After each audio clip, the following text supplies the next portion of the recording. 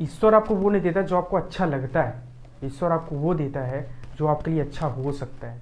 Welcome to my channel Shubham Raj technology. Friends, जैसा कि आप जानते हैं हमारी जो क्लास चल रही है वो बेसिक इंग्लिश की चल रही है, और बेसिक इंग्लिश की क्लास करना अपने आप में बहुत इंपॉर्टेंट होता है, क्योंकि आप जानते हैं कि कोई भी क्लास अगर आप करेंगे, आप अगर कोई भी सब्जेक्ट अगर सीखना चाहते हैं तो उसका बेसिक बहुत इंपॉर्टेंट रहता है, बहुत अच्छे से आप इसको जानते हैं।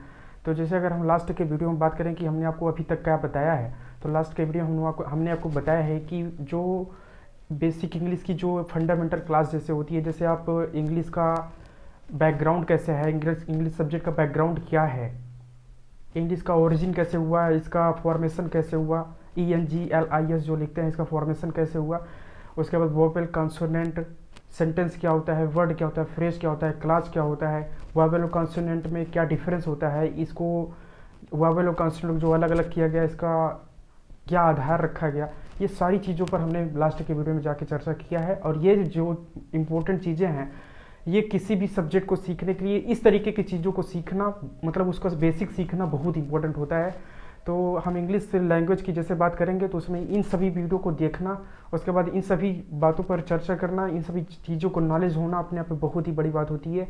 तो अगर ये सब चीज़ें माइंड में अगर आपके क्लियर है तो बहुत अच्छी बात है। तो आगे हम इस वीडियो में बात करेंगे कि जैसे मान लीजिए टी का साइलेंट कब पढ़ते हैं। जैसे देखिए, अगर आप कभी भी कोई भी मैगजीन्स या फिर बुक वगैरह इंग्लिश की पढ़ते हो तो उसमें बहुत सारे वर्ड आते हैं, तो जो वर्ड आते हैं उसमें कुछ ऐसे लेटर होते हैं जो अपने आप में साइलेंट होता है। तो इसके लास्ट के वीडियो में हमने बी के साइलेंट के बारे में बात किया था, इसमें हम बात करेंगे टी कब साइलेंट होता है। ए से जेड तक जितने भी लेटर होते हैं प्रत्येक लेटर के साउंड को हमने क्लियर किया है, लास्ट के वीडियो में देखेंगे तो पता चलेगा।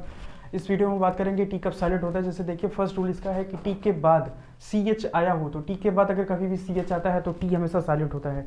टी के बाद कभी भी CH आता है तो वो हमेशा साइलेंट होता है। जैसे एग्जांपल में BATCH है, तो ये बैच लिखा हुआ है, तो ये क्या है, बैच लिखा हुआ है, तो ये टी यहाँ पे साइलेंट है, मतलब टी को पढ़ा नहीं जाएगा।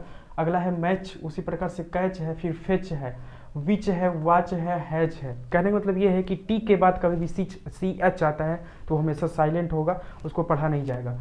उसके बाद दूसरा रूल अगर देखें कि टी कब साइलेंट होता है, तो जिस शब्द के अंत में STLE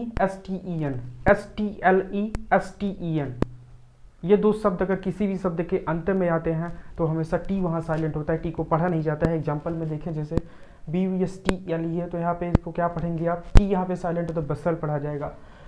GOSTL है, यहाँ पे टी साइलेंट हो जाएगा तो जसल पढ़ा जाएगा। उसी प्रकार से कौशल पढ़ा जाएगा। आगे देखें, STEN लास्ट में है तो यहाँ भी टी साइलेंट होता है, लीशन पढ़ा जाएगा।